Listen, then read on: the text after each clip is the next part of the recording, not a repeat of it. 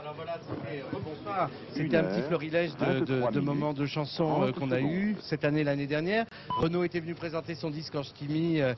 On sortait du festival de Cannes de l'année dernière et c'est vrai qu'on en avait un petit peu marre peut-être de l'ambiance cannoise et tout. Alors on avait fait une plongée dans l'univers du Nord. Il y avait la chorale des mineurs de Douai qui était là et ça avait constitué une sorte de petite bouffée d'oxygène par rapport à Cannes. Claire Denis, on s'était vu à Cannes il y a cette année. Vous éprouvez ça de temps en temps, la bouffée d'air frais après Cannes, quand on quitte ce maelstrom, pour pas dire ce bordel? Oui, surtout que ça va très très vite, alors je crois que c'est après où il y a une bouffée d'air frais. Alors votre film avait été présenté à Cannes, on en avait dit ici tout le bien qu'on en pensait. Comment ça se passe entre le moment où le film est accueilli à Cannes et puis après sa sortie est-ce qu'il y a un rapport un petit peu, les tendances qu'on a senties à Cannes, est-ce qu'on les sent finalement dans la sortie? Pas du tout. Est-ce que le microcosme cannois est déterminant ou pas? 30 secondes. Je suis restée une journée et demie à Cannes, alors j'ai pas du tout senti rien. Mais il se trouve qu'après j'ai fait une tournée en province avec le film pendant 10 jours. 40 donc secondes. c'est là peut-être que j'ai senti des choses. Vous avez senti quoi avec votre interprète? J'ai senti vraiment le film, j'ai parlé avec des gens qui voyaient le film. Au quatrième top, j'ai senti sera peut-être ce qu'ils disaient 25 minutes. la particularité du film plus qu'à Cannes. Mais c'était quoi cette particularité? Je crois qu'il se met un peu la terreur sur son passage. Avant, après c'était plus doux, mais c'est vrai qu'au départ c'était un petit peu dur.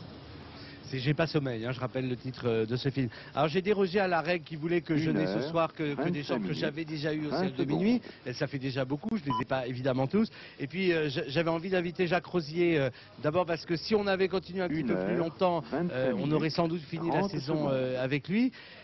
Pour la ressortie d'un film que moi j'avais adoré quand je l'avais vu, c'était encore en 86. 86, ça s'appelle Men Océan.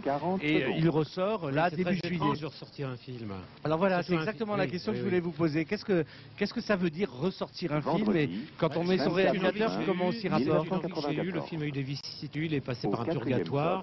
J'ai réussi à le sortir un peu du purgatoire en tirant par les oreilles.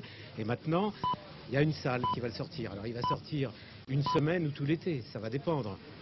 Il n'y a pas beaucoup de publicité autour. Donc il sort le 6 juillet, dans une salle qui s'appelle le 14 juillet. Voilà, on ne peut pas se tromper. Thierry Jousse, c'est un film dont vous m'avez souvent parlé. Oui. C'est un des films sur lesquels on était d'accord. Ça nous est arrivé quand même quelquefois. Oui, pas mal quand même. Non, mais celui-là particulièrement parce que moi je l'avais vu effectivement à sa sortie et pour moi c'est vraiment un des films majeurs des années 80. Il n'y en a pas eu des tonnes, surtout en France. Et c'est vraiment un film. En plus, il y a une chose moi, qui me fait, ça me fait plaisir que Jacques Rosier soit là parce que c'est un cinéaste trop rare. Enfin, je veux dire, je crois qu'on est quand même un certain nombre à penser en France que Jacques Rosier n'apparaît pas assez souvent, pas à la télévision, mais en tant que cinéaste. Je vais avoir le droit à cette question. Je suis trop rare. Pourquoi? Pourquoi êtes-vous trop rare, Jacques Rosier? 24 juin.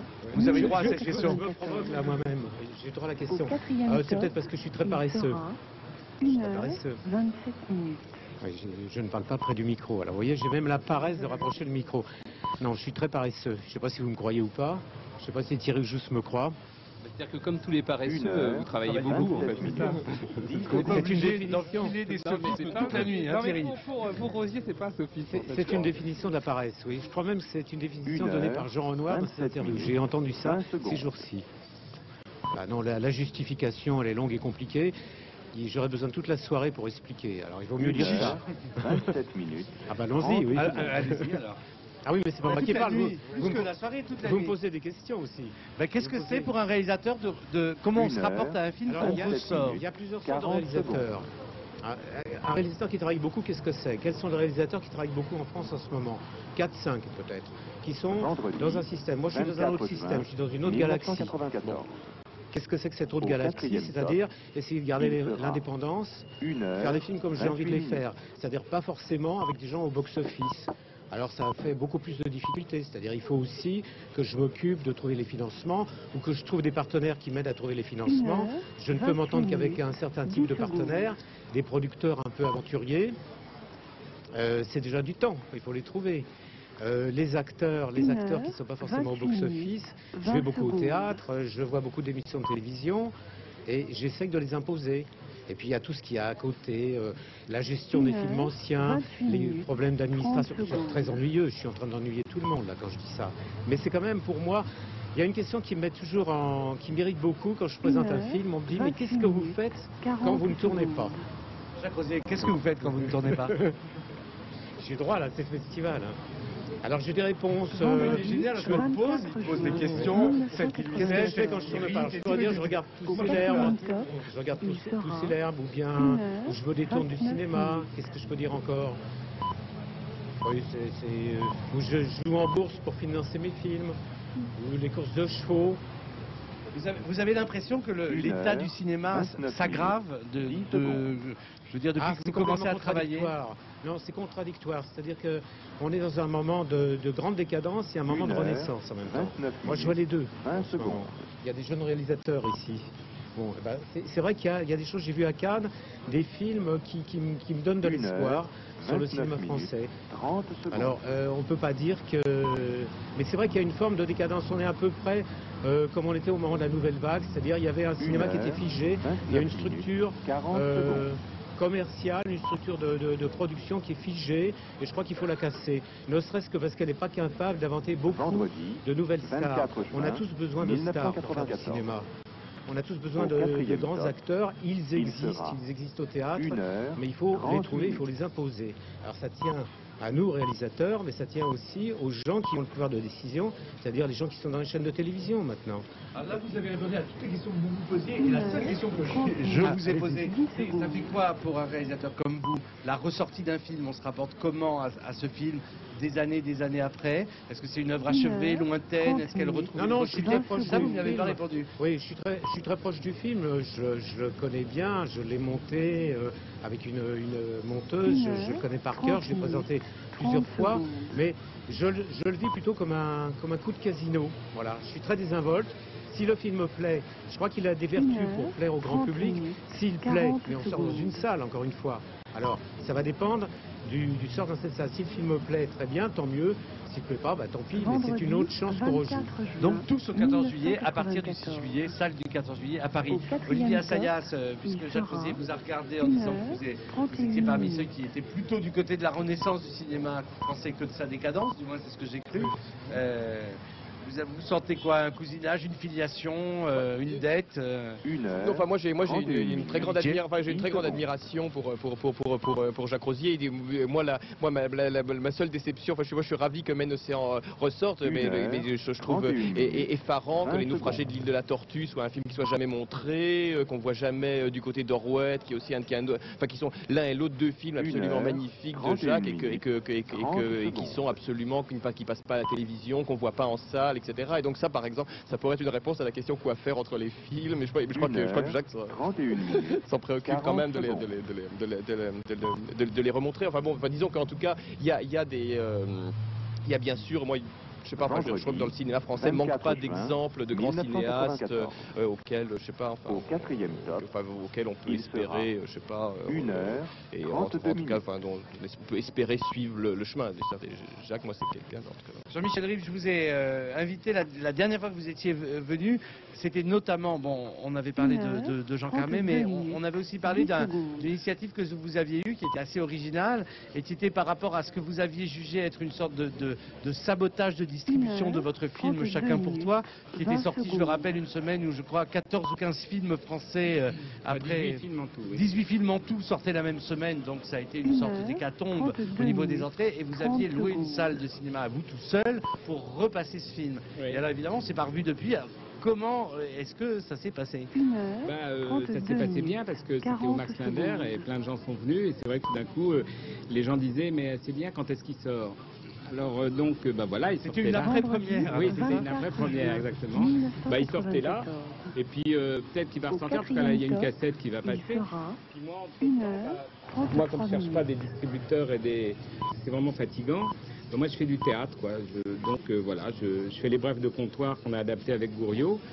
Donc voilà, en attendant peut-être de le refaire ressortir, je fais du théâtre où il y a des gens, comme disait Rosier, il y a des gens passionnants au théâtre, et puis finalement c'est le même métier, quoi. Vous avez le sentiment, Jacques Rosier, que le goulot d'étranglement au cinéma s'est déplacé des difficultés de production à la distribution et que c'est désormais des circuits de distribution qui imposent la viabilité d'un film ou sa mort Oui, il y a quand même programmée. de plus en plus une emprise, on se plaint tous maintenant, enfin on l'a vu l'année qui vient de se passer. Il y a quand même une majorité de films américains. Si c'était des films de John Huston ou de Minelli, on pourrait encore applaudir, mais ce sont souvent des films épouvantables. Alors on nous impose maintenant ces films américains en majorité, donc on a beaucoup de mal. Le cinéma français indépendant a beaucoup de mal à trouver des salles. Ou alors on vous dit, tiens, vous avez une petite place, et puis tout de suite il faut faire la preuve. Et puis si on ne fait pas la preuve assez vite, on laisse pas le temps au bouche-à-oreille de se faire. Donc allez hop, vous êtes évacué. Bon. Il y a ça, il y a aussi, je crois, beaucoup la routine. Il y a une routine, il y a un manque d'imagination, un manque d'audace. Je crois qu'il faut revenir à l'audace des producteurs des années 30-50. Il y a une stratégie, je trouve qu'il y a une stratégie de best-seller dans le cinéma maintenant. C'est-à-dire que c'est comme dans l'édition, il faut que ce soit le bouquin de 500 pages qu'on lit à la page, etc. C'est-à-dire que la production est figée dans une stratégie de best-seller. Et dès qu'il y a quelque chose qui est un peu comme ça, à côté, etc., ça ne rentre pas dans la catégorie de best-seller. Donc en fait, c'est presque pas considéré comme du cinéma. Et c'est vrai que là, il y a une espèce d'aspect monolithique qui fait que, oui, il faut le casser. C'est ce que disait Rosier, il faut le casser. Il faut le casser, c'est sûr. Michel Bougenat, l'acteur que vous êtes, est-ce qu'il ressent au moment de ce parcours obligé, de ce qu'est la promotion d'un film avec les échéances médiatiques de plus en plus concentrées sur quelques jours, cette pression-là, c'est-à-dire que un peu ce qui se passe pour un livre, c'est-à-dire que si vraiment les articles critiques sortent pas immédiatement dans la première semaine, le livre va disparaître de l'étalage du libraire et il deviendra très vite introuvable, comme le film sera déprogrammé très vite. Oui, on a cette pression-là, on a surtout cette pression qui est provoquée par toute la machine du cinéma qui fait qu'on met les acteurs devant comme les personnes qui argumentent sur le film. Alors que les acteurs sont les interprètes d'une histoire dont souvent ils ne sont pas l'auteur. Et ça serait souvent mieux que les metteurs en scène viennent parler de leur film. Donc on est complètement à la fois livré à nous-mêmes pour parler d'un film qu'on n'a pas écrit, et en même temps télécommandé par le metteur en scène et les producteurs pour être bon.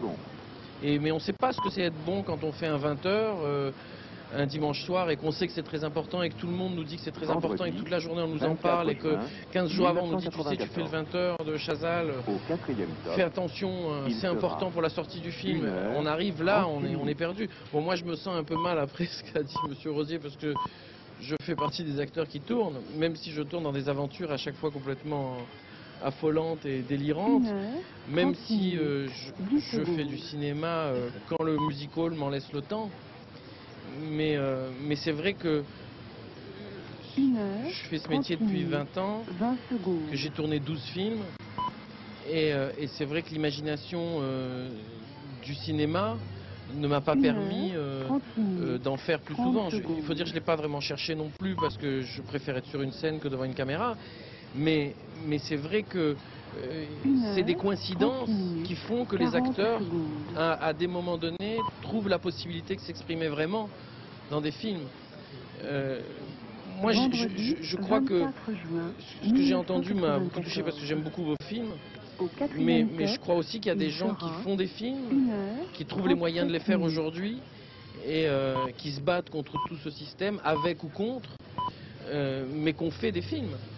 Qu'on fait des films qui sont des succès, qui sont des échecs, mais qu'on fait des films. Je veux dire, c'est pas si terrible que ça. Je veux dire, enfin, j'ai la sensation que si... Comment dire ? 37 minutes, 20 secondes. Moi, il y a des films qu'on peut considérer comme des films mineurs par rapport à ce que j'ai entendu tout à l'heure. Par exemple, il y a un film qui s'appelle 9 mois, pour parler d'un film que j'ai pas fait, de Patrick Braoudet, que j'ai beaucoup aimé, et qui est vraiment un film qui a trouvé son chemin, autant au niveau de la production qu'au niveau de la distribution cette année. Ça a été magnifique. Je crois que c'est vrai que c'est extrêmement difficile de faire des films aujourd'hui. C'est extrêmement difficile pour les acteurs qui font beaucoup de scènes, beaucoup de théâtre, d'avoir la possibilité. Prenons par exemple l'exemple de Gérard Desailles, qui est un acteur reconnu par tous, aimé par tous, admiré par tous, et qui n'a pas eu encore un grand rôle au cinéma à la mesure du talent qu'il a sur scène. Et c'est vrai. Et d'un autre côté, on fait des films, on en fait. Gérard Garouste, cette contraction du temps que subissent les écrivains, que subissent les cinéastes et les acteurs de cinéma, est-ce que vous la sentez aussi, vous, dans le domaine de la peinture ? Non, écoutez, le monde de la peinture n'a rien à voir avec le cinéma et je souffre pas au même endroit que le cinéma. Vous savez, la peinture, c'est très intériorisé, on n'a pas besoin de public, le temps fera les choses, on n'est pas pressé. Dans le cinéma, il est nécessaire d'avoir un public immédiat, il faut remplir les salles, je crois que c'est un vrai problème. Dans la peinture, c'est une toute petite famille avec très peu de collectionneurs et le temps est avec nous, donc on a cet avantage-là. Mais est-ce que vous vous heurtez quelquefois à des difficultés pour organiser une exposition, pour trouver des lieux de publicité de votre travail qui correspondraient peu ou prou de façon un peu analogique? Les seules difficultés qu'on rencontre, c'est les difficultés à l'intérieur de l'atelier. Le reste, c'est le travail du marchand. C'est à lui à gérer. Un marchand, vous savez, c'est comme un impresario, c'est lui qui gère la carrière de ses artistes. Et moi, en tant que peintre, je dois faire confiance à mes marchands et ce sont eux qui font le travail. Moi, mon travail consiste à être dans mon atelier, de ne pas en sortir et de faire des tableaux. Jean-Marie Gourion, on va peut-être conclure ce petit plateau, pas si petit que ça. Hein, finir avec une connerie, ça. Ouais. Avec une brève, non, il n'y a pas de brève. 2-3 brèves comme ça. Non. Mais si, tu crois pas que... Il y en avait une quand même qui était sur le cinéma, qui était assez jolie, c'était quelqu'un qui disait le cinéma, c'est 24 images secondes, on n'en voit toujours qu'une. Ça, c'est quand même une façon de consommer le cinéma qui est très loin. On dirait un article de Thierry Jousse, un éditorial de Thierry Jousse dans les cahiers du cinéma. C'est possible, ouais. Ça, c'est les cahiers du Balto. Il sera. Je vous remercie de cette analogie, mais non, mais j'ai lu les brèves de comptoir, mais je ne les ai jamais utilisées pour écrire, malheureusement. Mais je voudrais juste redire ce qu'a dit Salvador Dali, mais comme c'est-à-dire qu'il disait beaucoup d'enfantillage, et parmi ces enfantillages, il a dit le cinéma n'a pas d'avenir, l'avenir c'est le théâtre et la peinture. Alors je vous propose maintenant de rejoindre